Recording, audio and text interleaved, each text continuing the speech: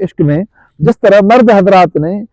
قربانیاں دی ہے، اسی طرح محبوب صلی اللہ علیہ وسلم کے عشق میں حضور انور صلی اللہ علیہ وسلم کی ختم نبوت پر خواتین نے بھی قربانیاں دی ہے۔ حضرت سید امین گیلانی رحمۃ اللہ علیہ وہ خود اپنا واقعہ اپنے زبانی بیان کر رہا تھا کہ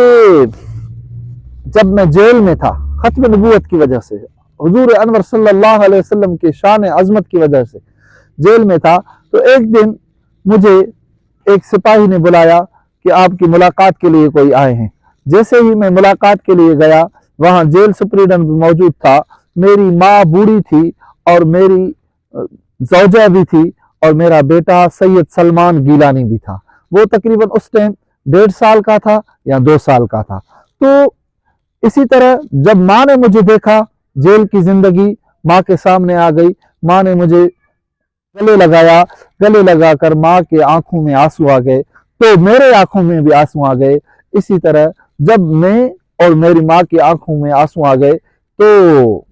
جیل سپریڈنٹ نے موقع سے فائدہ اٹھاتے ہوئے ماں سے کہا، کیوں رو رہی ہو؟ ایک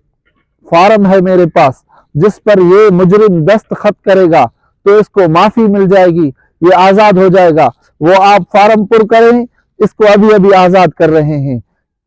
تو ماں نے کہا، کون سی معافی، کون سا فارم؟ میں اس لیے نہیں رو رہی ہوں کہ میرا بیٹا حضور انور صلی اللہ علیہ وسلم کی عزت کی وجہ سے، تحفظ کی وجہ سے جیل میں ہے، میں اس لیے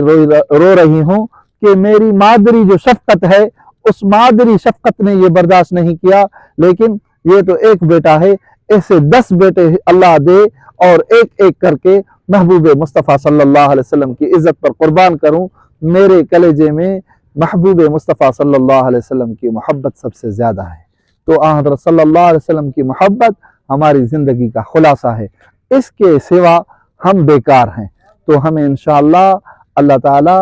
اس محبت سے مالا مال کریں گے، لیکن تب جب ہمیں طرب ہوگی، جب رسالت مآب صلی اللہ علیہ وسلم کی محبت کے ہم طالب بنیں گے۔ دعا ہے رب کریم ہمیں رسالت مآب صلی اللہ علیہ وسلم کا سچا عاشق بنا دے۔